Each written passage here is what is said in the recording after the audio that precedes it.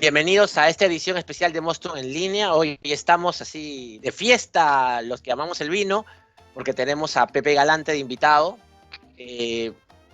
Digamos, la mayoría creo que de los que están aquí saben quién es Pepe, lo conocen. Eh, Nosotros la verdad que estamos bien honrados de tener a alguien que no solo es un ícono para nosotros que estamos en el vino por los vinos que hace, sino también por ser parte de la historia que ha hecho que el vino argentino sea lo que es hoy en el mundo. Y especialmente el Malbec y la Chardonnay, de la que vamos a hablar en un momento. Entonces, Pepe, gracias por estar con nosotros. Quedamos contigo. Es un placer, ¿cómo están ustedes? Gracias por la invitación. Oh, nosotros súper felices de tenerte acá.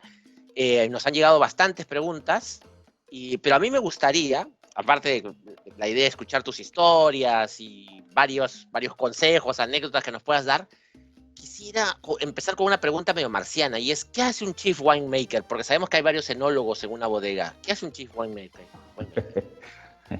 Mira, en mi tarea como Chief Winemaker en Sarandon es de coordinar el trabajo de un equipo, ¿no es cierto? Hay, como bien lo dices, hay varios enólogos trabajando y en mi caso particular soy la quien está a cargo del equipo y es la tarea de coordinar las distintas actividades.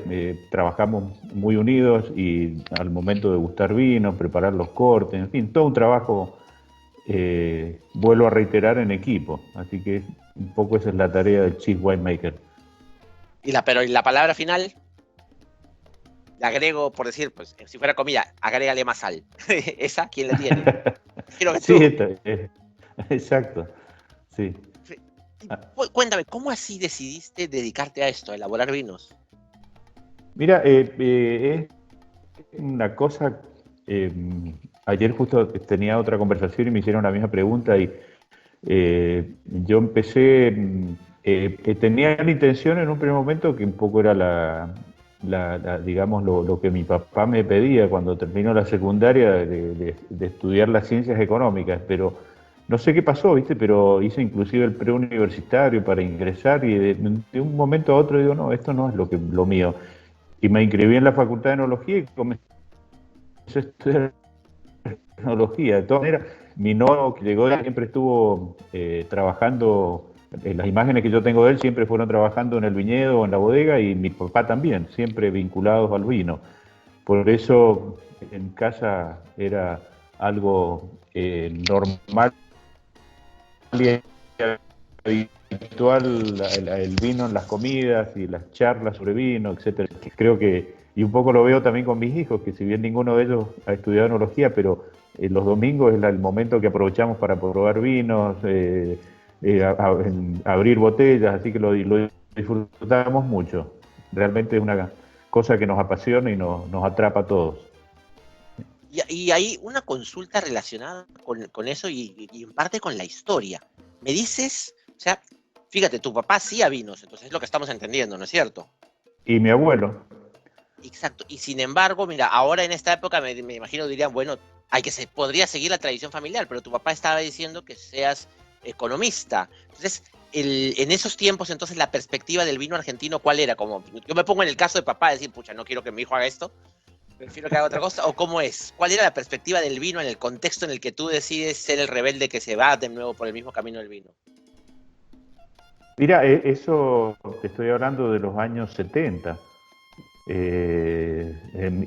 Digamos, en esa época el consumo en Argentina era altísimo y los vinos que se elaboraban eran exclusivamente para vender en el mercado doméstico. La exportación era algo que no existía.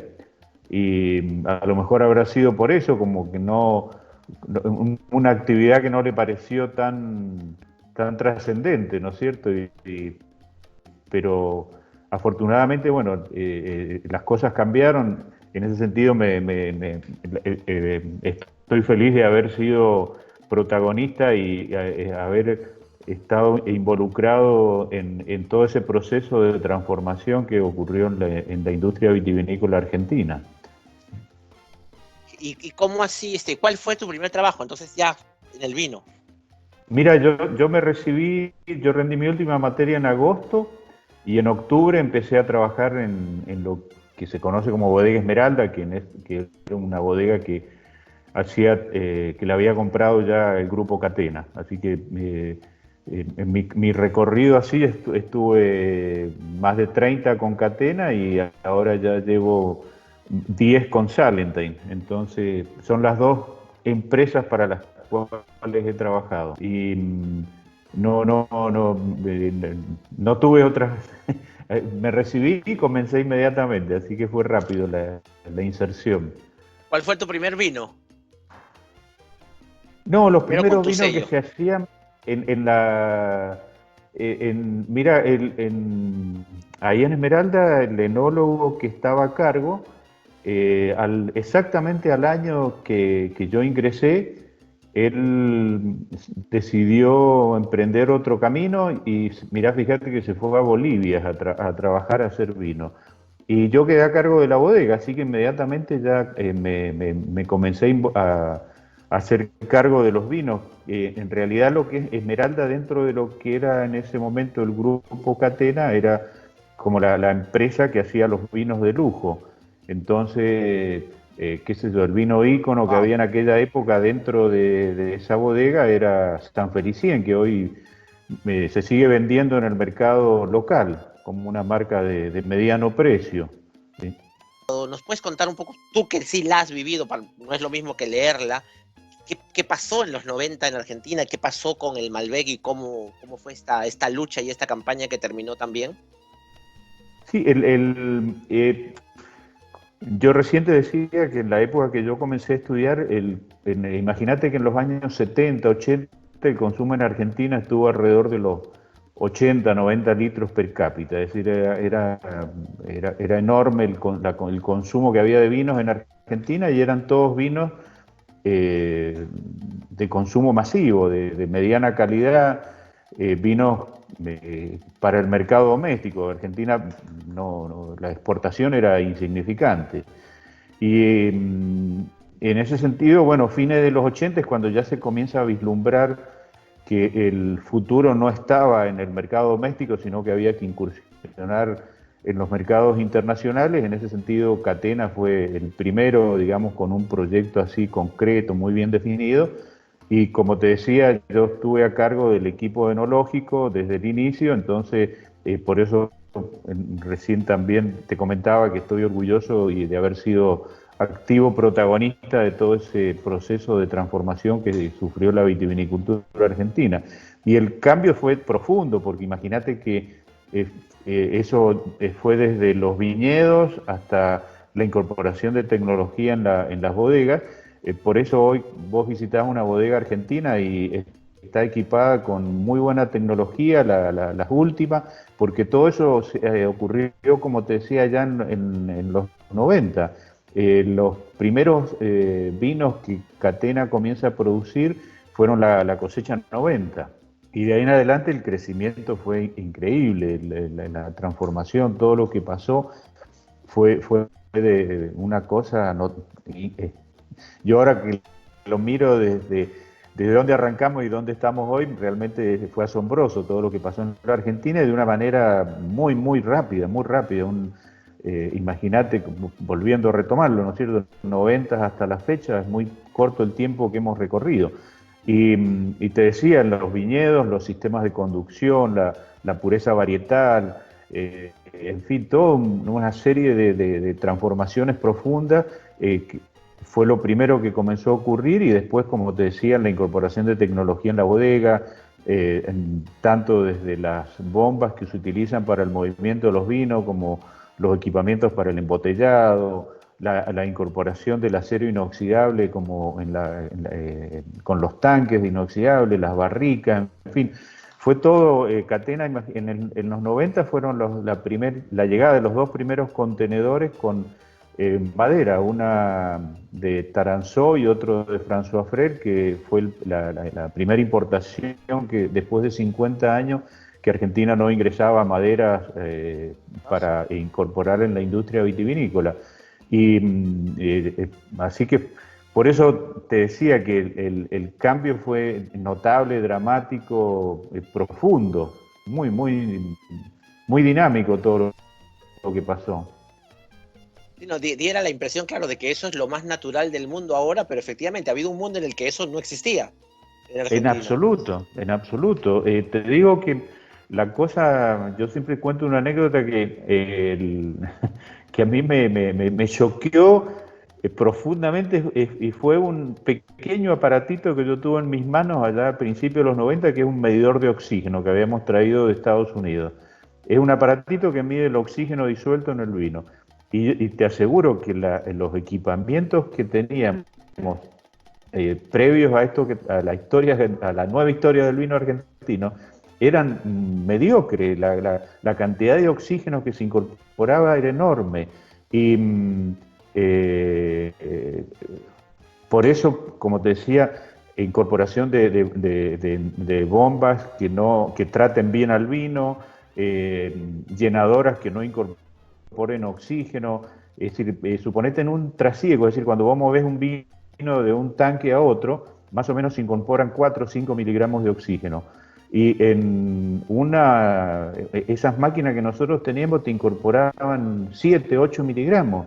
Es decir, prácticamente estaba todo el trabajo que uno hacía previo para proteger, tener un gran vino, podías destruir una filtración, un trasiego, rápidamente, rápidamente.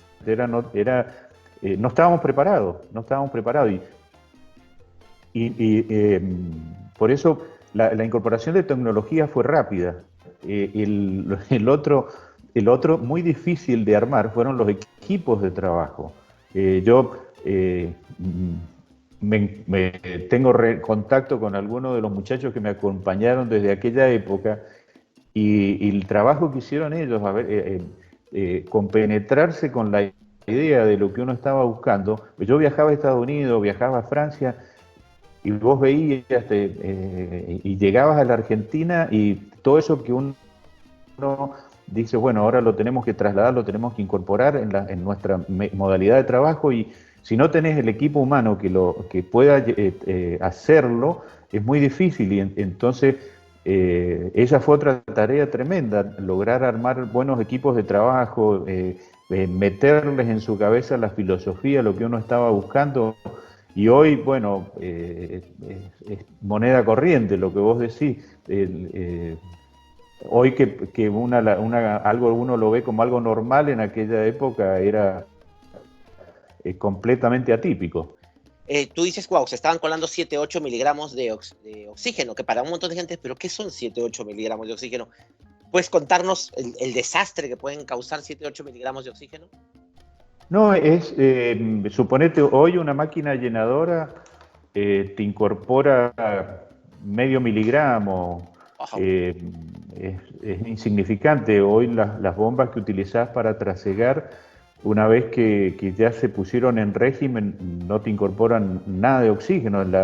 Entre el comienzo y el final podrás tener menos de 1 miligramo. Además, hoy podés recurrir al uso de gases para inertizar los ambientes y de esa manera lograr que el vino no sufra el ataque del oxígeno. Imagínate que el oxígeno es un enemigo tremendo, y cuando vos le incorporás 7, 8 miligramos de oxígeno, un vino blanco lo podés destruir tranquilamente.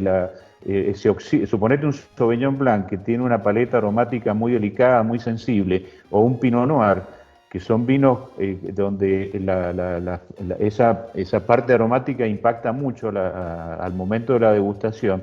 Con una cantidad de oxígeno en esas condiciones lo podés transformar en un vino común y corriente, sin la expresión que uno está buscando.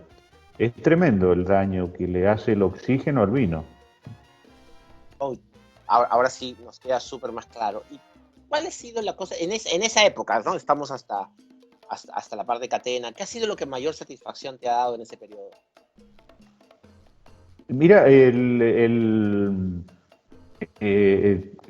realmente, como te decía, todo esto fue algo que transcurrió de una manera tan rápida, y fue notable el avance en la calidad de los vinos. Te digo que la pregunta que nosotros nos hacíamos al inicio era si Argentina estaba en condiciones de producir vinos de calidad, y cuando comenzamos a hacer los primeros vinos y nos dimos cuenta de que sí, que era posible, la segunda pregunta era respondernos si esos vinos podían competir con los mejores del mundo. Y bueno, imagínate cuando uno comienza a recibir los reconocimientos internacionales, ya sea a través de los críticos, con sus puntajes, o cuando te invitan a participar de una feria, o el interés de los importadores por llevar tus vinos. Entonces, creo que ese reconocimiento al trabajo que se hizo en aquella época es lo que me reconforta y me pone muy feliz. Muchas gracias por tu respuesta. Una consulta más. He visto que en varias entrevistas siempre parte de tu filosofía es crear un vino fácil de beber. ¿Cómo defines un vino fácil de beber? Mira, fíjate, ahí te cuento otra anécdota. Yo en la época en que se hablaba mucho de los puntos Parker, que eran esos vinos súper concentrados, súper maderizados, muy extractivos, a mí no me iba bien con los vinos que yo hacía, porque no era el estilo que a mí me gustaba. Hay una zona en el mundo que a mí me produce una gran atracción y a la cual yo admiro y le rindo honores cada vez que puedo, y es la Borgoña. La Borgoña con su Pinot Noir, su Chardonnay, es fineza, es delicadeza, es elegancia, es decir, vinos que te invitan a seguir tomándolo. Te tomás una copa y decís, qué bueno que está esto, y querés, hasta que no terminás con la botella, no parás de tomar. Eso es lo que a mí me gusta, ¿viste? Son vinos que tengan equilibrio, que tengan balance, digamos, que te exciten todos tus sentidos al momento de beberlos. Entonces, eso es un poco lo que yo interpreto cuando digo digamos, vinos elegantes, vinos que se puedan tomar, vinos que sean apetecibles, ¿sí?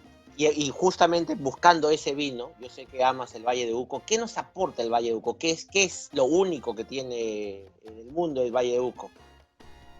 Mira, el Valle de Uco es una zona muy particular. Imagínate que en Argentina nosotros y las zonas vitivinícolas de Perú es lo mismo, ¿no es cierto? Estamos cultivando vinos en el desierto. Si nosotros no tenemos el agua de riego, es imposible cultivar la vid. En el caso nuestro, esa agua es la que baja de la montaña y nos permite regar nuestros viñedos. Y el Valle de Uco es una zona, como te decía, muy particular dentro de Argentina, porque imagínate que el Valle de Uco, millones de años atrás, y según los geólogos, fue una gran depresión. El Valle de Uco está perfectamente aislado y muy confinado. Tiene digamos, la cordillera de los Andes al oeste, que de allí baja el agua que se infiltra en ese lugar, retomándote la idea, una gran depresión, y esa gran depresión se rellenó con material de arrastre de la montaña. Por eso cuando te hablan de los suelos del Valle de Uco, todo el mundo te dice que son suelos de origen aluvional. Es decir, grandes aluviones que bajaron de la montaña, todo ese material de arrastre fue el que quedó depositado en esa tremenda depresión. El río que atraviesa el Valle de Uco es el Tunuyán, que tiene varios afluentes que lo van alimentando y tiene una sola salida, y ese ya se va hacia el este de Mendoza. Y toda esa agua que baja de la montaña queda confinada dentro del valle. Así como cuando miras la montaña ves distintos colores, que son las distintas formaciones geológicas que le han dado origen a cada uno de esos cerros al momento que se levantaron, esos mismos colores los tenés después adentro en el valle, ¿no es cierto? Depende de qué lugar de la montaña se erosionó y bajó, es lo que encontrás en ese lugar. Entonces, tenés una diversidad de suelos muy, muy importante, fruto justamente de este origen aluvional, y además tenés el hecho de que podés cultivar viñedos a distintas alturas. Normalmente en el Valle de Uco la mayor parte de los viñedos están implantados, digamos, pensando desde los 1000 metros más o menos hasta los 1700 es lo normal, y hay unas regiones ahora donde ya se está cultivando a los 1800, a 2000 metros de altura, sobre todo en la parte norte del Valle de Uco. Entonces, esta diversidad de suelos, las distintas alturas, las distintas exposiciones solares, te dan un abanico de posibilidades al momento de tener que decidir qué varietal, en qué lugar, a qué altura, que te permite hacer un juego muy amplio, y eso al momento de tener que tomar decisiones es muy importante. Sí, sí, sí, lo creo, ya lo estoy viendo. Y relacionado con todo esto que están haciendo, en otras entrevistas hemos oído hablar del uso que se le está dando a la Petit Verdot. También hemos visto que tú le estás usando. Nos gustaría preguntarte a ti, ¿cuál es el rol que tú le ves a la Petit Verdot en los blend que están haciendo? ¿Por qué lo haces? Y si los Mira, argentinos están haciendo algo diferente con la Petit Verdot.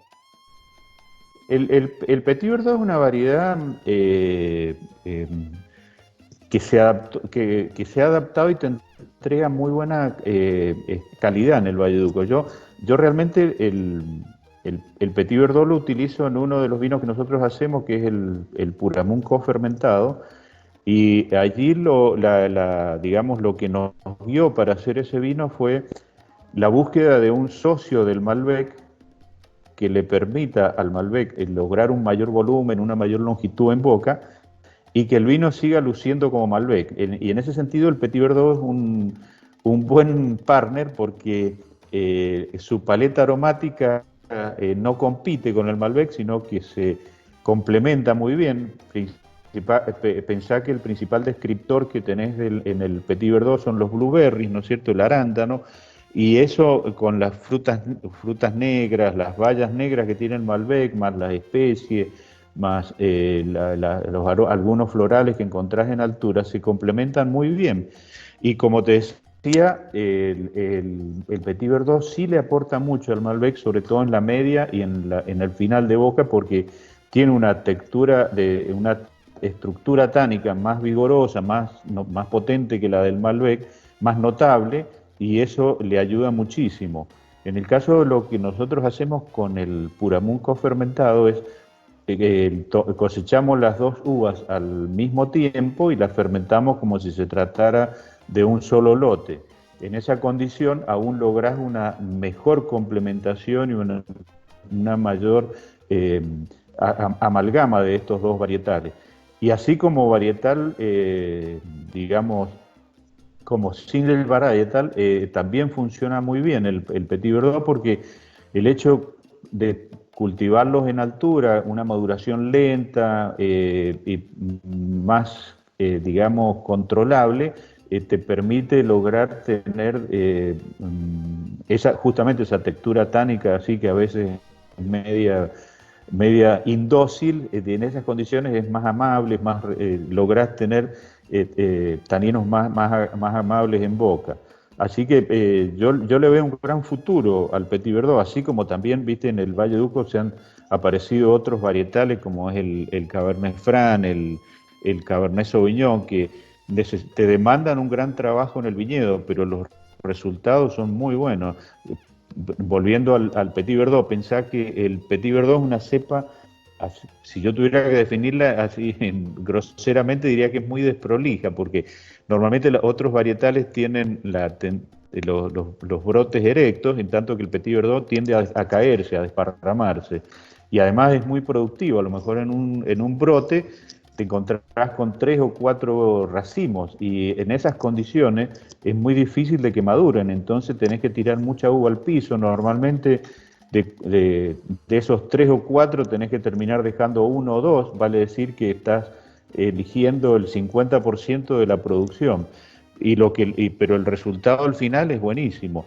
Y después tenés que esforzarte para guiar esos brotes hacia arriba y evitar que se caigan y se te formen esos pelotones de uva que después no tenés buena circulación, buena aireación, y corres riesgo, porque el Petit Verdot es bastante sensible a la botritis. Entonces en esos lugares podés tener exceso de humedad y finalmente puedas terminar con un desarrollo de hongos y la botrytis atacándote la fruta.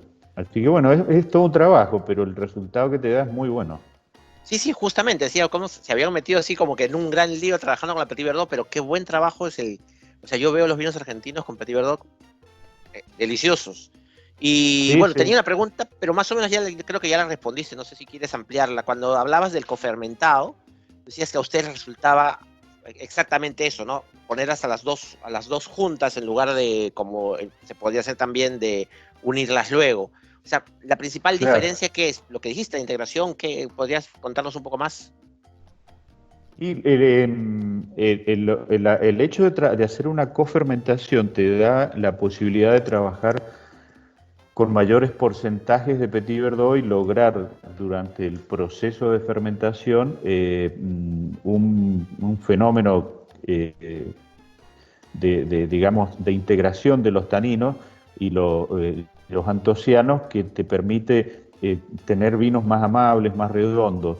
Suponete si yo tuviera que hacer un blend, un corte de Malbec y Petit Verdot, ya vinos terminados, el máximo porcentaje a lo mejor que podría utilizar de Petit Verdot podría estar en un 5, exagerando un 10%, porque justamente por esa paleta, esa estructura tánica que tiene el Petit Verdot, a veces es muy avasallador, pero cuando los cofermentás, lográs tener una mejor integración. De hecho, que nosotros hemos hecho en el caso del cofermentado muchos ensayos tratando de establecer cuál es el mejor porcentaje y los mejores resultados los hemos obtenido cuando estamos hablando del 20-30%.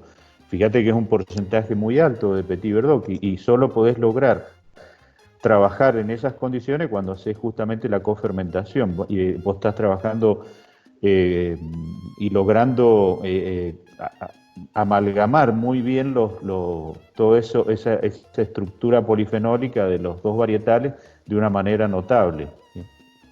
No, sí, sí, sí, porque efectivamente, como bien dices, normalmente los porcentajes son bastante pequeños. Pero bueno, pero como peruano yo pienso siempre así, medio que en términos de comida. Pero si los cofermentas, ¿cómo así corriges? O sea, si dices, uy, creo que se me pasó algo, o no existe eso. No, es una jugada que haces en el viñedo, Antes, porque es caminar, recorrer, probar las uvas y decir, che, el Petit Verdot está muy duro, a lo mejor lo trabajo un poco con un porcentaje menor o mirarla. Este año, por ejemplo, el Petit Verdot estaba espectacular, así que el porcentaje que estamos trabajando es alrededor del 30%. Y wow. bueno, es caminar, probar y decidir. Es una jugada que la haces ahí en el viñedo. Ya, de hecho, me muero de ganas de probar el cofermentado nuevo que está saliendo.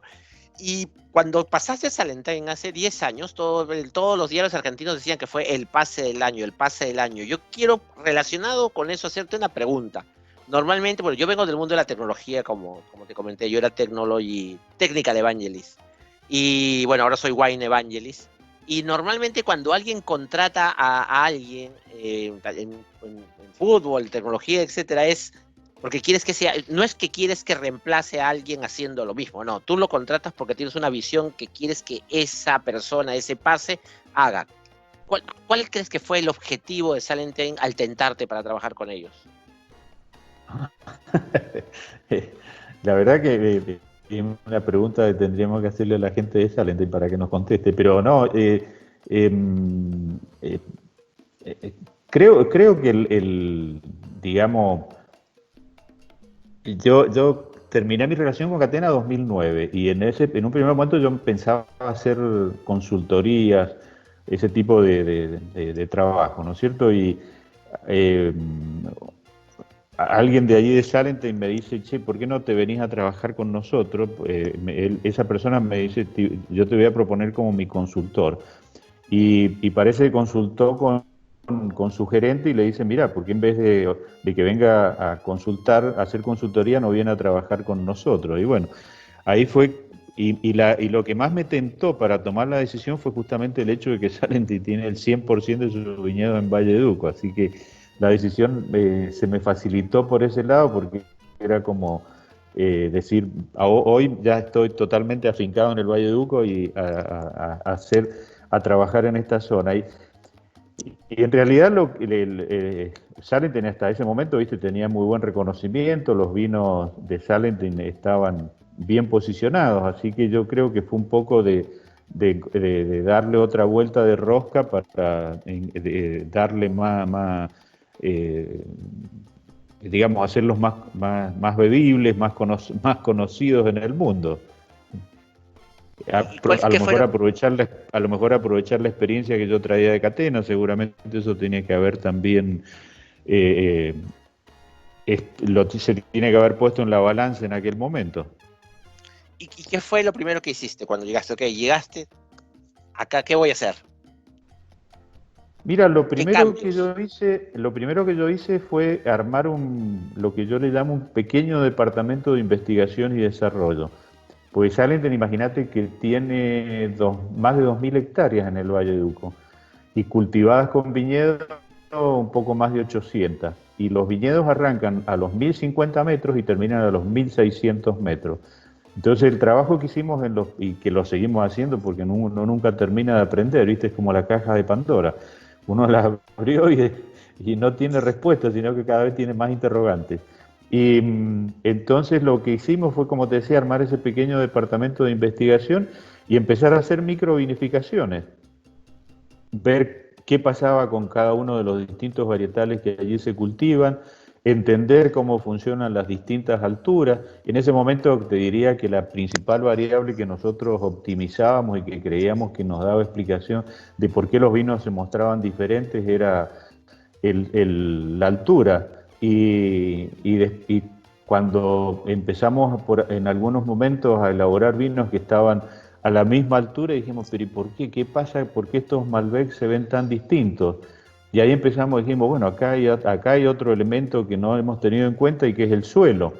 Ahí empezamos a trabajar con un laboratorio de la Borgoña, que es los Bourguignon, Claude y Lidia, y esta gente, en el primer momento que nosotros los recibimos, ellos ya llevaban 8.000 calicatas a lo largo del mundo. Así que imagínate la experiencia y el conocimiento que tenían de los Sí. distintos tipos de suelo.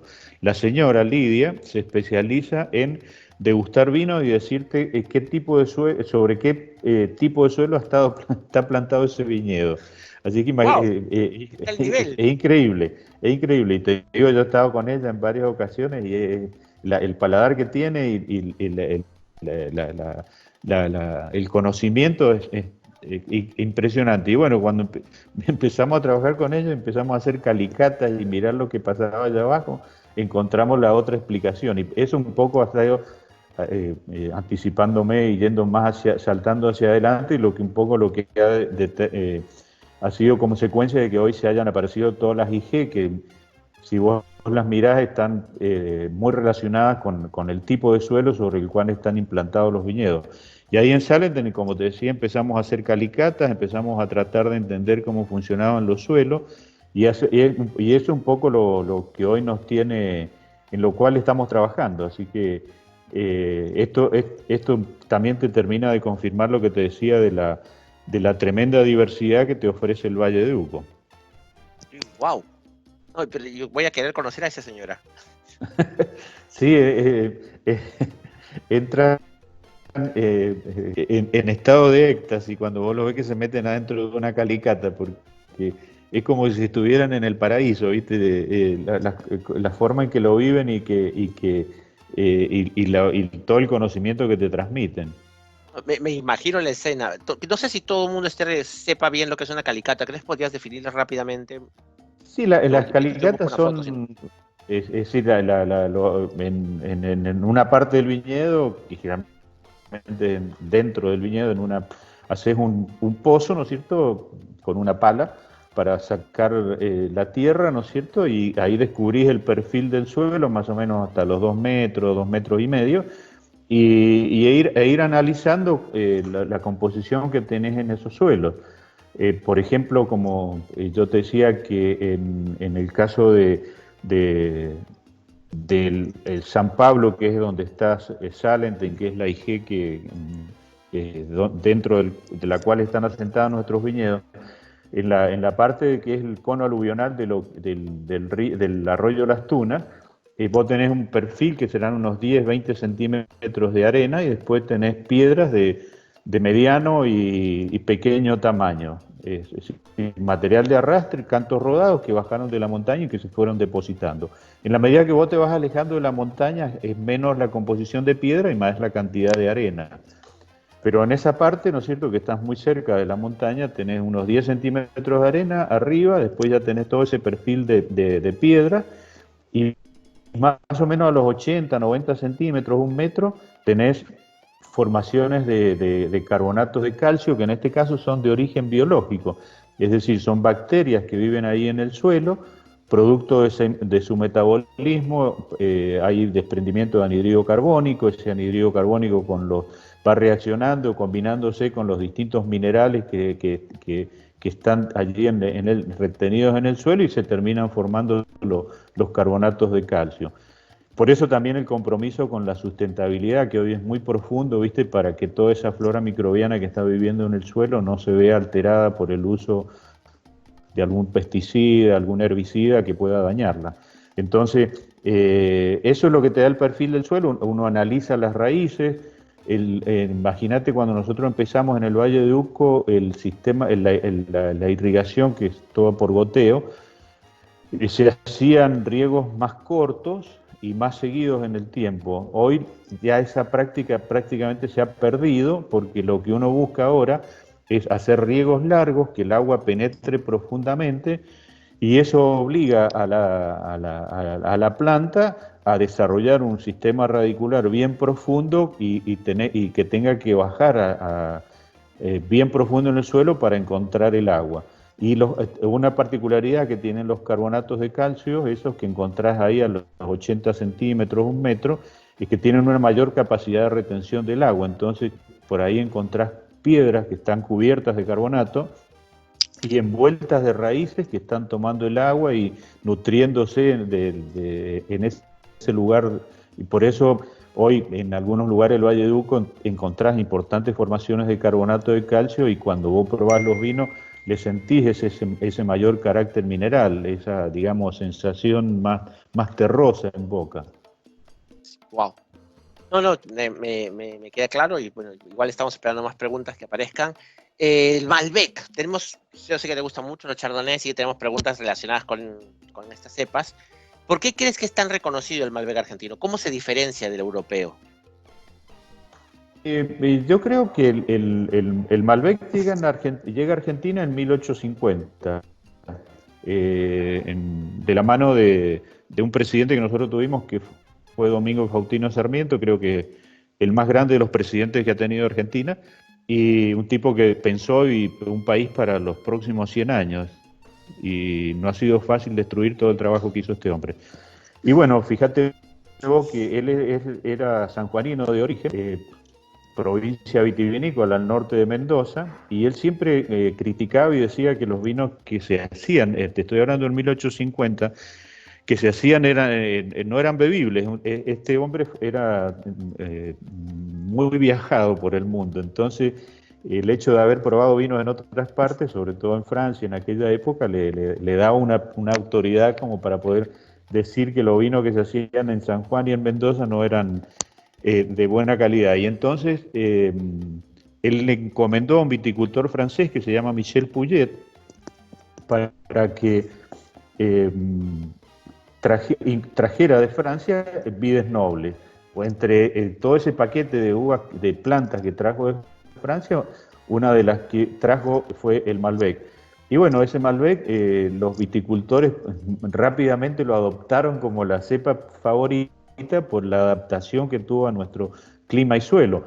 Y fíjate que es una cosa curiosa la que se da con el Malbec, que se expresa mejor en la zona, fuera de su zona de origen que en su propia zona de origen. La zona de origen es Cahors, y hoy la gente de Cahors está contratando a winemakers argentinos o de los fly winemakers que han estado visitando Argentina para el caso de Paul Hope, de Alberto Antonini, ¿viste? Michel Roland y otros colegas que están haciendo vinos en Cahors, tratando de, digamos, de trasladar el estilo argentino a Francia. Y otro hecho anecdótico en este sentido es que ahora próximamente se celebra el Día Internacional del Malbec en abril. Y fue justamente cuando Sarmiento funda en Mendoza la Escuela de Enología. Así que fue en homenaje a ese acontecimiento que se celebra el Día del Malbec. Y bueno, ya yendo directamente a la planta, te diría de que el Malbec es una planta que es muy sensible a la humedad. Entonces, en Argentina encontró un clima muy seco. Se desarrolla muy bien en suelos pobres, que es lo que encontrás en nuestras regiones vitivinícolas, y yo creo que lo que más influyó en que esa adaptabilidad que tuvo el Malbec Argentina es que el Malbec es una variedad que ama el sol, y es lo que sobra en Argentina, en Mendoza sobre todo, digamos en toda la zona vitivinícola a lo largo de la cordillera de los Andes. Y esa digamos, afinidad que tiene el Malbec por el sol está dada justamente por la paleta aromática que tiene el Malbec. Sus compuestos aromáticos hay muchos tiolados y hay mucho, pero lo más importante, mucho de la familia de los norisoprenoides. Y todo esto, los carotenos, toda esta familia de compuestos aromáticos se ve muy estimulada por el sol. Por eso que vos te encontrás con los Malbec que vienen de altura, que tenés esos aromas más exóticos, por ahí te pueden aparecer algunos caracteres frutales, así de bayas negras, de algunos florales, especiados, y esos ocurren, viste, cuando el Malbec lo expones así a una zona ya más crítica, donde le cuesta crecer y donde tenés más disponibilidad de sol, justamente por el hecho de tener menos atmósfera. Entonces ahí es donde el Malbec te desarrolla eso, que yo digo esos caracteres más exóticos, porque son muy, muy, muy propios de ese lugar. ¿Y tú crees que sean esos aromas los que hacen que al peruano le guste tanto el Malbec? Es que el Malbec vos tenés, viste, es una variedad también muy dúctil, porque nosotros hacemos en Salentine un Malbec blanco, que lo que hacemos, viste, es cosechar muy temprano, de manera tal que el vino resultante tenga 2,5 o 13 grados de alcohol. Cargamos la uva en la prensa neumática, uva entera, prensamos, separamos el jugo y hacemos un Malbec blanco que tiene una tonalidad así tonos muy blancos, ¿viste? No tenés los amarillos verdosos que podés encontrar en las variedades blancas tradicionales, sino que tenés tonalidades así más tipo aceradas. Y en la nariz es muy raro, y donde más te sorprendes en la boca, porque es un vino blanco, pero con mucho carácter, mucha expresión, que se la da justamente el hecho de venir de una variedad tinta. Después tenés rosados de Malbec que son exquisitos, y después tenés todo lo que podés hacer con los Malbec más frutales, más, digamos, más de consumo anual, y en la medida que vas avanzando, llegás hasta estos Malbec que son representativos de las IG, con trabajo en el viñedo para hacer digamos, bajar los rendimientos, exponer la fruta al sol, en fin, todo un trabajo buscando la máxima expresión, la máxima concentración de Malbec.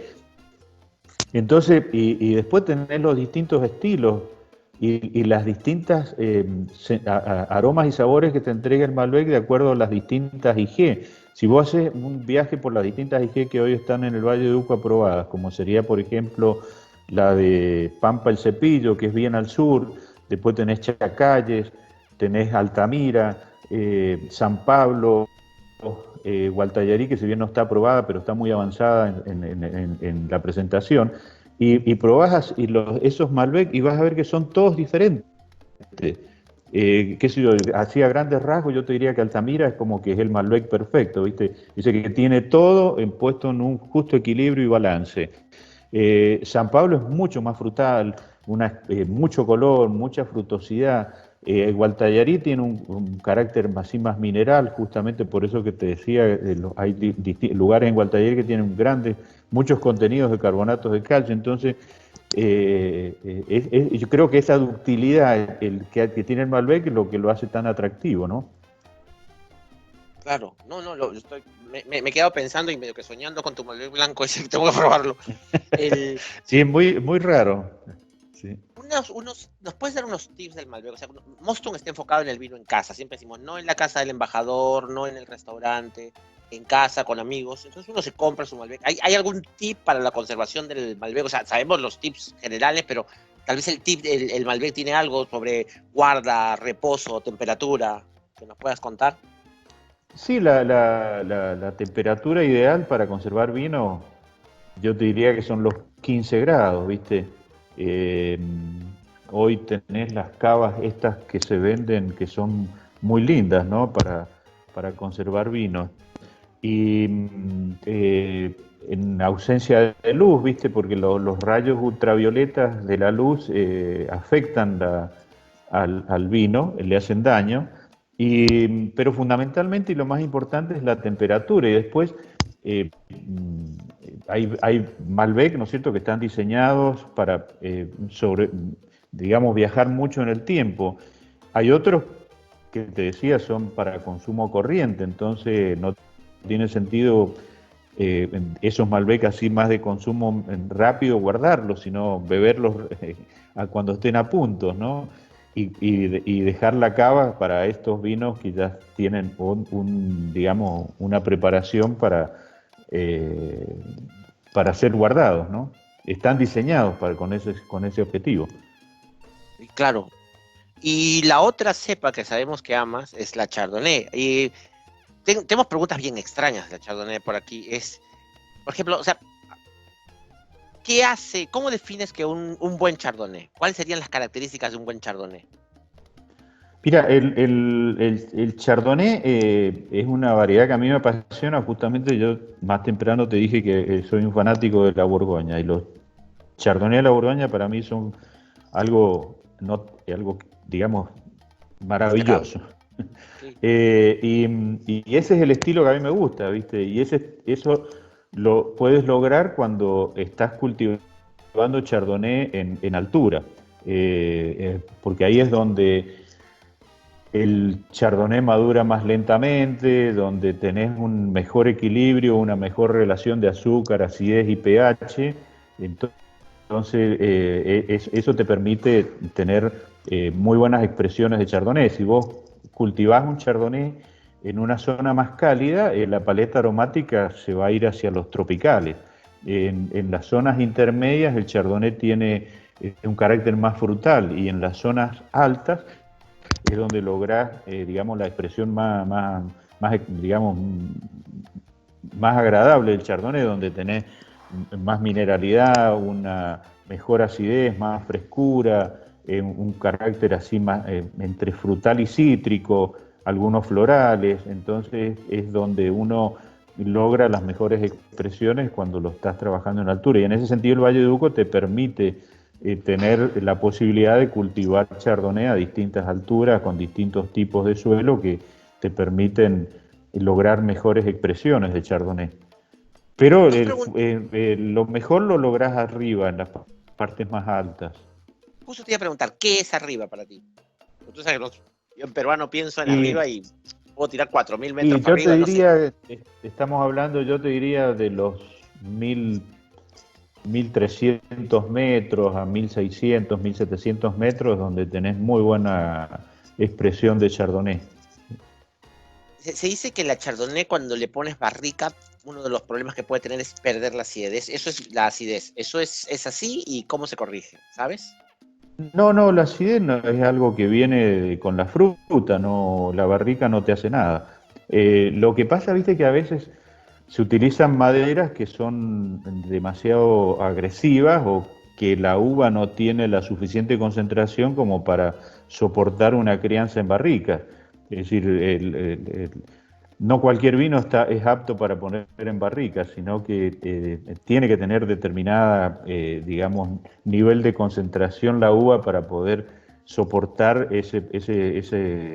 esa crianza en la madera. Además, hoy, si suponete yo, el tipo de madera que yo utilizo es roble de la Borgoña en primer lugar. Ellos saben hacer barriles para Chardonnay, para Pinot Noir, y hoy la tendencia es hacia maderas tostadas a baja temperatura, a largo tiempo. De esa manera los aromas y sabores que la madera le transmite al vino son más delicados, más equilibrados y logras una mejor integración.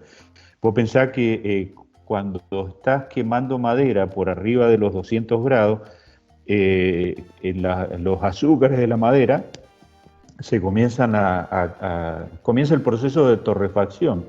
Y bueno, en ese proceso de torrefacción se empiezan a quemar esos azúcares y después te puede aparecer el café, la moca, el tabaco, el chocolate, todo ese tipo de aromas que en un vino blanco no son muy buenos. Inclusive en algunos Malbec, yo hay una cosa que detesto en el Malbec, es un Malbec que tenga olor a café. Y eso viene de la madera, y cuando la madera ha sido tostada a alta temperatura. Entonces, cuando yo hoy las maderas que utilizo son tostadas, como te decía, a baja temperatura, a largo tiempo. En esa condición el calor no se produce ese fenómeno de torrefacción, y además el hecho de trabajarla, tostar durante largos tiempos, la madera, el calor penetra más profundamente y le alarga la vida a la barrica. Pero la selección de maderas para añejar los vinos, para guardar los vinos, es muy importante. Y eso te demanda tener un conocimiento, si no, podés cometer graves errores. Por supuesto. Y bueno, nos has dicho lo que la madera no debería darle. ¿Qué es lo que no debería perderse de un Chardonnay? O sea, si el Chardonnay no tiene este aroma, ya fue. Mira, lo importante es que la madera lo respete al vino, y la madera, digamos, sea un complemento que le aporte complejidad al vino, pero en ningún momento tiene que ser el protagonista. Es decir, si no, pierde sentido el vino. Entonces, y eso es como regla general, tanto para tintos como para blancos, ¿no es cierto? La madera tiene que ser, aportar complejidad, ser un buen acompañante del vino, que lo ayude a lucirse, pero nunca competir con el vino. Y cuando te encontrás esos vinos sobremaderizados, tomás una copa y decís, no, me paso a otro, porque este no me está provocando ningún placer. Y en el caso de los chardonnay, lo más importante, viste, que el vino conserve la frescura y la fruta, ¿no es cierto? Que es lo que lo hace, lo destaca a los chardonnay. Vos cuando probás un chardonnay de la Borgoña, la frescura, la frutosidad está presente, no la perdés. ¿Cuál es tu Chardonnay que representa eso, hecho por ti? Mira, en Salentine nosotros hacemos un chardonnay que está cultivado allá arriba en el viñedo más alto que tenemos, que está a 1600 metros de altura. Y ese lo vendemos como single vineyard chardonnay, de allá de Finca San Pablo. Y en el caso de lo que yo hago con Puramun, nosotros hacemos un chardonnay y hemos seleccionado dos zonas dentro del Valle de Uco. Una de ellas es Altamira y la otra es Chacalles. Chacalles estamos hablando de 1400, 1500 metros de altura. Así que después ahí, bueno, hay otro trabajo que es la selección clonal, es decir, hay clones de Malbec que se han adaptado mejor al clima de Mendoza, y dentro de esos hay dos que a mí me gustan mucho, que es el 76 y el 95. Selección clonal significa que es una planta que por alguna característica particular se aísla y se reproduce, se hace todo un cultivo in vitro para que genéticamente la planta sea exactamente igual a la que le dio origen, y cuando vos tenés un cuartel, suponete 3 o 4 hectáreas de ese chardonnay, que ese clon, que puede ser el 76 o el 95, son clones que se han diseñado allá en la Borgoña. Todas las plantas genéticamente son exactamente iguales, y todas van a estar en el mismo estado vegetativo, y la fruta es muy homogénea, representa a ese clon que vos seleccionaste. Y una consulta más general del vino, o sea, que tiene que ver un poco con Chardonnay, pero yo creo que tiene que ver en realidad con general. En otras entrevistas tú has comentado que te quieres asegurar de tener una buena expresión aromática. ¿Qué cosa crees o qué haces para tener esta buena expresión aromática? ¿Qué hay que hacer? En primer lugar es la uva, ¿no es cierto? Lo que natura non dá, Salamanca no presta. Entonces, tenés que partir de una muy buena uva, una muy buena materia prima, y después, durante el trabajo que nos toca a nosotros, que sería la elaboración del vino, tenemos que ser lo más, digamos, delicados y aportarle al vino lo que te demanda en el momento que lo necesita. Es decir, hay que tener mucha sensibilidad para interpretar qué necesita y dárselo en el momento adecuado. El oxígeno es un gran enemigo, entonces tenés que ser muy cuidadoso de los peligros de la oxidación y estar muy atento a todo lo que el vino te está demandando en el momento que lo necesita, Y un para poquito... proteger toda esa paleta aromática, ¿no? Exacto. Y los tanques de acero, bueno, esos ayuda, no ayuda.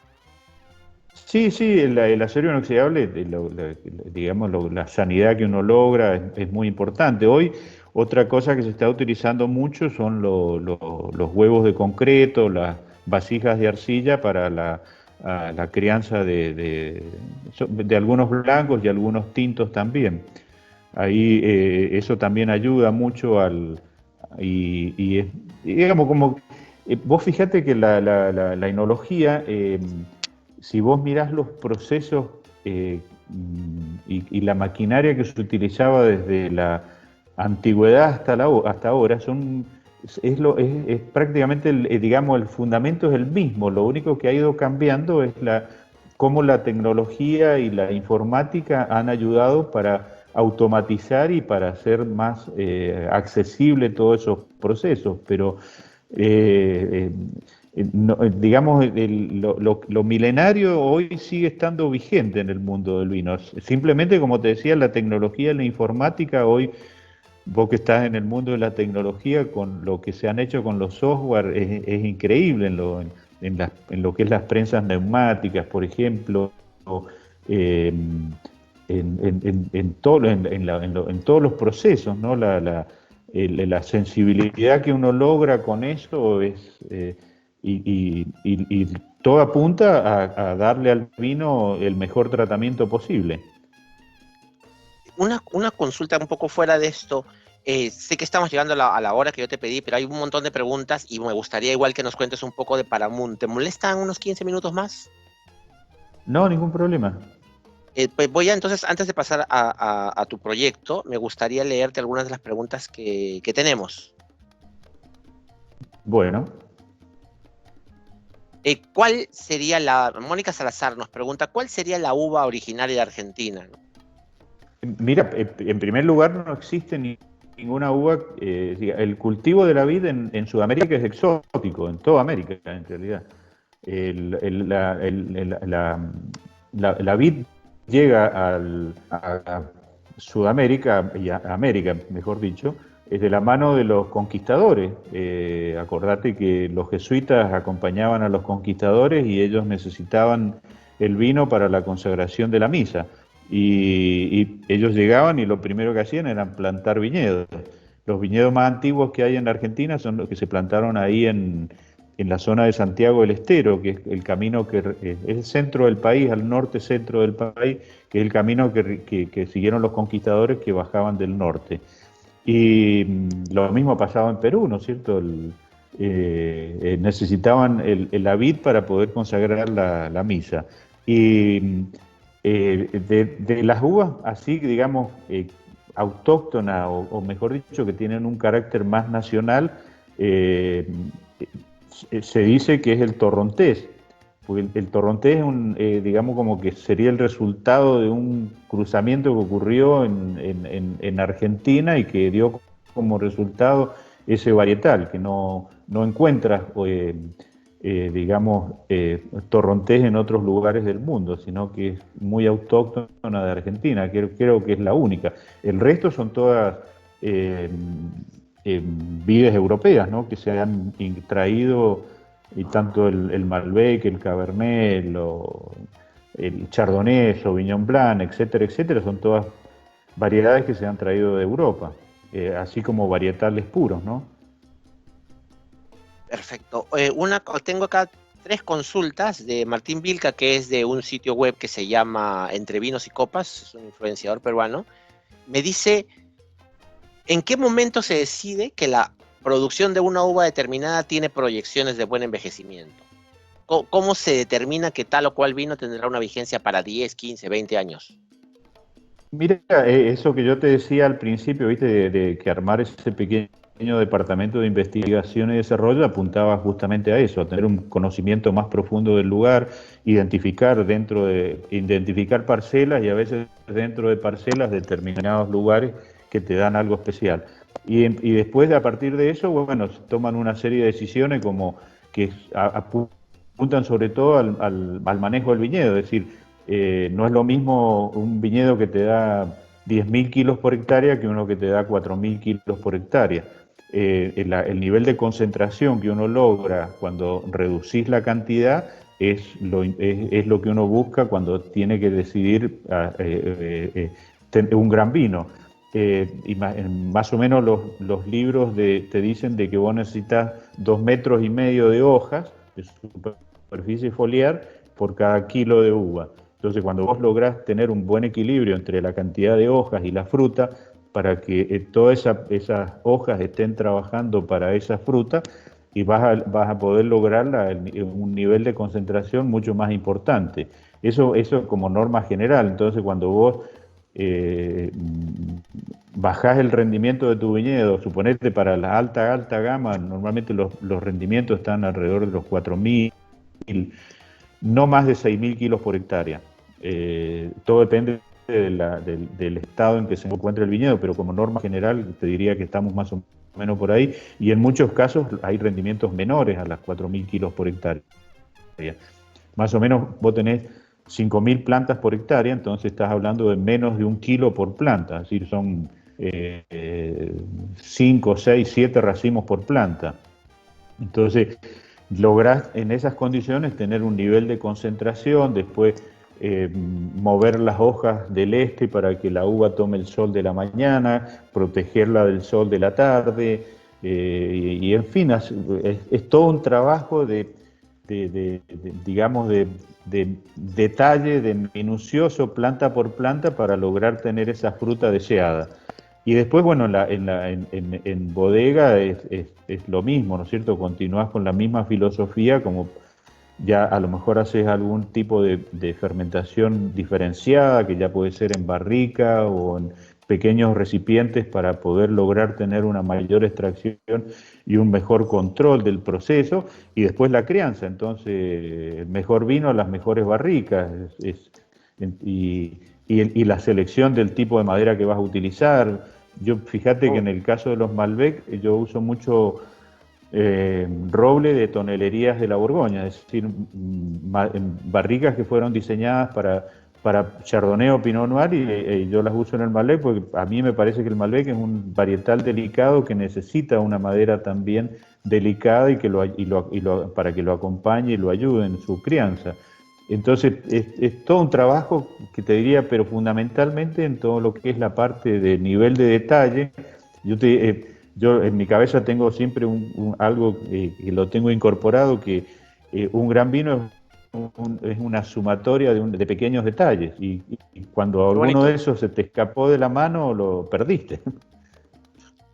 Bueno, es verdad. Y justo eso tiene que ver con la segunda pregunta de este mismo sitio web.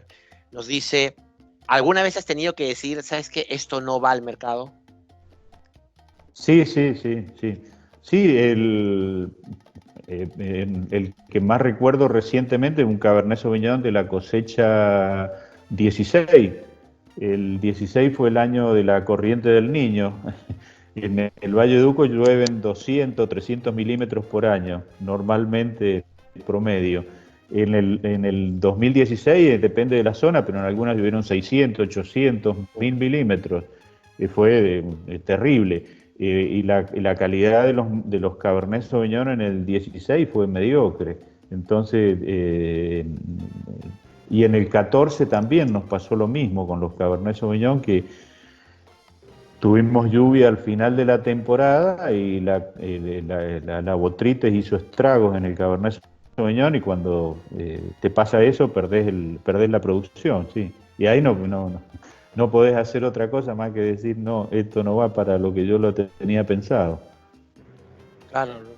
La última pregunta que nos hacen de ese sitio antes de pasar a otra influenciadora es, ¿qué características debería tener una uva para hacer un vino blanco de buena intensidad y larga proyección sin barrica?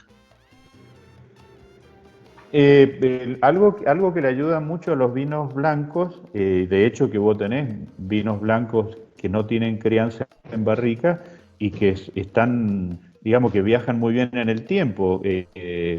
Y en ese caso, lo que le ayuda mucho a los vinos blancos a adquirir, digamos, una mayor estructura, una mayor eh, concentración, y los prepara más para poder viajar en el tiempo, es la crianza sobre las borras.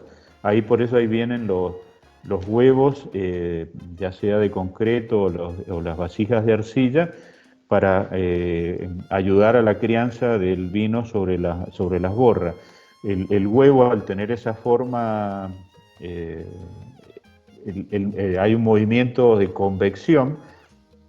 Las borras se depositan en el fondo, ¿no es cierto? Y ese movimiento de convección está moviendo el vino, que se va renovando constantemente en contacto con las borras. Y las borras le van aportando al vino elementos que le ayudan después a tener mayor volumen en boca, a prepararlos más para ser longevos. Fundamentalmente lo que las borras le entregan al vino son manoproteínas. Es decir, básicamente, estas manoproteínas están contenidas en el interior de la levadura que hizo la fermentación. La levadura muere, el protoplasma que la recubre se desintegra y esas manoproteínas pasan al vino. Entonces es importante, como te decía, en ese proceso de convección, que te lo aseguran esas vasijas con ese desarrollo, para que estén renovando constantemente el vino en contacto con las borras, y esos elementos estén pasando al vino, y como resultado, te decía, los vinos tienen más volumen en boca, más concentración, y se pueden guardar durante más tiempo. Esto puede pasar con algunos Sauvignon Blanc. Nosotros el Sauvignon Blanc que hacemos, que viene de allá arriba de San Pablo, un viñedo que está a 1500 metros de altura, una expresión de Sauvignon Blanc increíble, una acidez, una frescura notable, y nosotros ese vino lo tenemos en crianza sobre las borras durante 6 meses, 9 meses, depende del año. Y de esa manera le lográs dar una concentración, un volumen en boca que te permite que ese vino lo puedas guardar tranquilamente en botella. Wow. Ah, no, Y, ya y sigo tiene provocado. cero madera. Una última pregunta de Gustavo Elbers es, ¿cuál es la proporción de la clarificación de claras de huevo por litro de vino blanco? ¿Por cuánto? No, yo no uso. Digamos, mi objetivo es no utilizar clarificantes en ningún momento. En el caso de los blancos hay una clarificación que es inevitable, que es con bentonita para eliminar los prótidos, y en ese sentido la crianza sobre borras te ayuda mucho para disminuir los prótidos naturales que tiene la uva, el vino mejor dicho, y el objetivo con esa crianza sobre las borras, y te ayudan mucho, como te decía, a disminuir los prótidos, para también usar la menor dosis posible de bentonita. Pero no uso clarificantes la clara de huevo. Normalmente se utilizan los tintos más que nada, ¿viste? Que por ahí te encontrás con que te dicen un huevito por barril o 2 huevos por barril, una cosa así, ¿viste? Pero cuando vos cosechás una uva en su punto óptimo de madurez, no tendría que ser necesario hacer ningún tipo de clarificación. Perfecto. Cuando la uva, digamos, la lograste madurar y que tenga el nivel de textura de tanino que uno busca, de ahí en adelante es cuidar y proteger todo eso, y no... generalmente cuando vos tenés que recurrir a una clarificación es para corregir un defecto. Entonces, si Lo ideal es no tener defectos para no tener que clarificar. Muchas gracias, Pepe. Ya cerrando, acá tenemos la imagen que se está viendo es de Puramun. ¿Cuándo decidiste comenzar este proyecto personal? Eh, ¿Por qué más o menos? ¿Qué te inspiró a hacerlo y qué significa Puramun? Mira, los grandes inspiradores de Puramun son mi familia, porque si ellos no me estuvieran acompañando, no existiría Puramun. En ese sentido, yo en 2009 había terminado, como te decía, más temprano mi relación con Catena y me iba a comenzar a hacer algunas asesorías y comenzar a trabajar en nuestro proyecto. Mis hijos habían terminado ya la universidad, entonces, papá, este es el momento, nosotros te vamos a acompañar, te vamos a ayudar. Y mi esposa también, que una de las principales promotoras que me decía cuándo vamos a tener nuestro propio vino, y eso fue lo que nos impulsó a tomar la decisión de hacer Puramun. Y la primera cosecha que nosotros embotellamos fue la 2011, 2010 fue cuando le empezamos a dar forma al proyecto, y te decía, 2011 fue la primera cosecha. En aquel momento fue un Malbec, y hoy dentro del portafolio tenemos un Malbec, un Chardonnay. Estamos incorporando este año con la cosecha 18 un Cabernet Franc y un cofermentado de Malbec y Petit Verdot. Y estamos ya pensando también en hacer algo con Pinot Noir. Así que ese es un poco el portafolio que tenemos con nuestros vinos. Y la marca surge como consecuencia de que en Estados Unidos existe una bodega que se llama Galante. Está ahí en Carmel, en la zona de California. Y acá en Argentina un señor que tenía unos vinos con un nombre parecido a Galante, me dice, ni se te ocurra registrar tu marca, tu nombre, porque yo me voy a poner. Así que directamente dijimos, bueno, busquemos una marca que nos identifique. Y encontramos Puramun, que Puramun es una palabra que viene del lenguaje que hablaban los primitivos habitantes del Valle de Uco, el Mapudungún. Estos señores tenían un vocabulario así limitado, entonces una palabra tenía distintos significados. Y en ese sentido, Puramun significa cosecha, lo cual para nosotros es buenísimo, pero lo más importante y lo que más nos gustó y nos llevó a decidirnos por esta palabra es que significa también búsqueda y encuentro. Es decir, cosecha, búsqueda, encuentro, que un poco es el trabajo que nosotros hacemos cada año recorriendo el Valle de Uco para encontrar las mejores uvas y hacer los mejores vinos. Así que eso fue lo que, un poco la breve historia de Puramun. Se ve que te gusta investigar. Y dime, de esos vinos, ¿cuáles están ya en Perú a la venta? Nosotros, el representante que tenemos en Perú Es Brands. Besbrand, y creo que Francisco tiene el Malbec y el Chardonnay, no estoy seguro si tiene el cofermentado. Y te decía que el Cabernet Franc lo estamos liberando, ahora ya lo estamos etiquetando, de hecho estamos sacando alguna partida de exportación y ya está disponible también el Cabernet Franc de la cosecha 18. Yo soy muy fan del Cabernet Franc, así que voy a probar tu Cabernet Franc. Cerrando, más o menos llegamos acá a la parte de consejos. Acá voy a tratar si pudieras prender tu cámara, esperemos que el ancho de banda nos ayude. Prender tu cámara para la parte final. Lo acabo de dejar de compartir. Ahí se ve. Perfecto, ya te vemos de nuevo. Hay dos cositas que me gustaría, bueno, yo como te digo, estamos enfocados en el consumidor final. Entonces, hay una sobre la que quiero un comentario y una que sí es una pregunta. Hay mucha gente que se fija, bueno, este vino tiene tantos puntos en Wine Spectator, tantos en James Suckling y todo eso, pero, y bueno, yo puedo estar equivocado cuando les digo, muchas veces esos puntajes dependen de digamos, de la filosofía del que está evaluando los vinos, y esas personas además tienen tal vez algunas características, digamos, un paladar diferente al que tenemos. O sea, no necesariamente un vino de 98 puntos Parker, por decir algo, es el vino para ti o que te vaya a gustar. No sé qué podrías decirnos al respecto de el vino que me puede gustar y los puntajes. La reflexión que vos hiciste es correcta.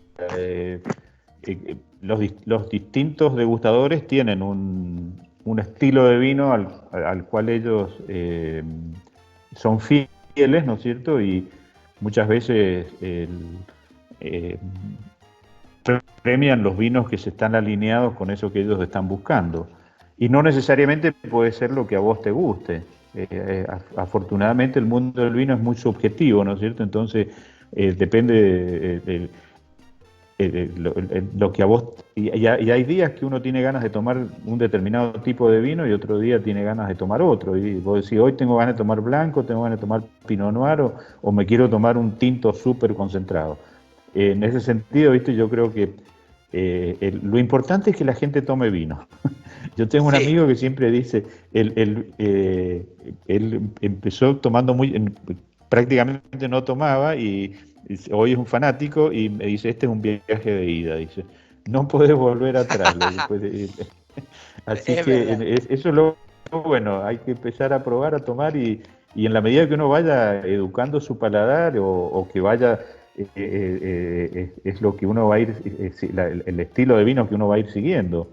Por eso, afortunadamente, yo te decía que hay distintas regiones, los enólogos, cada cual tiene un poco definido el estilo que más le gusta, entonces depende de lo que uno tenga ganas de tomar, es la bodega que tiene que seguir o que ese día te va a provocar más placer. Me has dado curiosidad, o sea, por un lado sí entiendo, o sea, si yo más o menos conozco cómo este enólogo hace los vinos, por ahí que me vuelvo fan de un enólogo y no fan de otro, y por ahí que lo sigo, digo, yo quiero vinos de este señor, que es parte de lo que me encantaría, ¿no? Que la gente conozca más a los enólogos para decir, bueno, me gustan los vinos de este señor, voy a seguirlo a ver cómo va. Pero existirá una guía, que me acabas de comentar algo sí que me hace pensar, existirá una guía que te dice, mira, Sackling evalúa así, o sea, premia a estos, Parker premia a estos, de modo que si yo sé que algo tiene tantos puntos no sé, pues en Wine Spectator, es porque debe ser un vino con estas características y por lo tanto o me gusta o no me gusta, así que, ¿existe algo así o nadie ha hecho ese trabajo? Creo que nadie lo ha hecho, creo que nadie lo ha hecho, pero es curioso, te digo, yo lo vivo de adentro, y el mismo vino vos se lo mandás a distintos críticos y no todos tienen le ponen el mismo puntaje, con lo cual, viste, eso te dice, bueno, indudablemente que este tipo de vino que yo hago está más en línea con lo que le gusta a este degustador y a este otro le disgusta, porque por ahí te encontrás con que uno le pone, qué sé yo, 95 puntos y el otro le pone 90 u 88. Y vos decís, ¿qué pasó acá? Vos decís, un vino de 88, un vino que tiene alguna cosa fea, que no defecto, pero que no te gustó directamente, ¿no es cierto? Y el otro le puso 95 puntos. Entonces, en ese sentido, no está ese trabajo que estaría bueno que estuviera. Sí, creo que voy a ver si lo puedo empezar. Cerrando, como estamos enfocados en la casa, ¿qué recomendaciones le das al consumidor de casa? ¿Qué le dirías? O sea, estás hablando, no es una cata, no es cuando has venido a Perú con los periodistas o le estás hablando a la gente de los restaurantes. Estás hablando de alguien que dice, oye, he empezado mi colección de vinos, me gusta el vino, quiero saber más. ¿Qué le dirías a esa persona? Creo, en base a lo que te decía recién, este mundo del vino es tan subjetivo, viste, que depende de lo que a uno le guste, cómo va a canalizar esa afinidad que uno puede tener por determinados tipos de vino. Pero eh, yo creo que lo importante es empezar y empezar a probar, ¿no es cierto? E ir formándote tu vino ideal, que seguro va a ir, cada vez te va a ir corriendo la meta más hacia adelante, porque en la medida que uno va explorando y va descubriendo cosas, hay variedades que te van a provocar más placer que otras, eh, eh, estilos, por supuesto los estilos, las zonas, qué sé yo. Yo siempre recién te decía que la Borgoña es un lugar que a mí me deslumbra y yo, si tuviera mucho dinero, todos los vinos que tomaría serían de la Borgoña, ¿no es cierto? Pero es cuestión de explorar y meterse en el mundo del vino sin ningún tipo de temor. Y el vino hay que sacarle todos los prejuicios desmitificarlo y hacerlo accesible a la gente. Por eso la gente tampoco tiene que tener miedo de preguntar y de explorar y de descubrir cosas. Exacto. No, sí, Yo me fíjate encanta que que digas eso. cuando a mí me toca describir un vino, yo te puedo describir más o menos las sensaciones en boca, pero nunca te entro en esa descripción de que le siento, qué sé yo, el aroma que tenía la torta que hacía mi abuela a las 8 de la mañana, qué sé yo, ese tipo de cosas no me entran en la cabeza y no las uso. Y que eso yo creo que muchas veces ha provocado también de que la gente se espante del mundo del vino, porque digo, che, pará, yo no siento nada de esto que este tipo dice. Bueno, entonces en el vino, como siempre decimos, se vale decir qué rico, qué feo, son totalmente válidos. Sí, Vale, al sí, final es subjetivo. sí, sí, sí, Eso no me sí, hace menos que otro que puede decir que encuentra flores de acacia cosechadas, digo, pues, que aparecieron sí, en sí, febrero. Una cosa así. sí, sí, pues la de Perfecto. marzo ya tienen otro aroma, qué sé yo, ¿viste? Pepe, no tienes idea el gusto que ha sido tenerte. Ojalá podamos tener otra oportunidad más adelante, ya con tus vinos. Si esto sigue así, vamos a tener que hacer una cata virtual. Igual teníamos el plan, teníamos varias bodegas que nos habían invitado en febrero a ir a Mendoza, no lo tuvimos que cancelar por estas circunstancias. Esperamos ir a visitarte, y si vienes a Perú, que en algún día nos acompañes. Tenemos todo un mini estudio donde hacemos entrevistas. Sería genial que nos visites, y yo creo que todos están aquí contentos. Muchas gracias por tu tiempo, que sé que es muy valioso, y por haberte dado justo, bueno, pues, por haber hecho este huequito para poder atendernos. Con mucho gusto, realmente lo he disfrutado mucho a la entrevista, se ha pasado el tiempo volando, que ya llevamos 1 hora y media creo. Así que de nuevo te agradezco por este contacto y haberme dado la oportunidad de charlar con ustedes. Cuando vengas a Mendoza, ya sabes, te vamos a estar esperando y con mucho gusto, así podemos probar todos estos vinos de los cuales hemos estado hablando. Así que te esperamos, es un desafío y ojalá puedas visitarnos pronto y que pase esta situación que nos ha puesto loco a todos. Así que solamente me gustaría desearle que tengan unas felices Pascuas y un gran abrazo para toda la gente de Perú. Yo tengo un gran cariño por Perú. Como te decía más temprano, lo he visitado en muchas ocasiones desde hace muchos años, así que eh, eh, aprecio mucho a la gente de Perú. Siempre que he estado allí me han hecho sentir muy bien, así que muchas felicidades para todos y que tengan una feliz Pascua. Igualmente para ti también y para tu familia, que se diviertan mucho, que les vaya bien, que esto se acabe pronto. Y nos vemos. Gracias a todos por conectarse. Voy a cerrar la grabación en este instante. Gracias.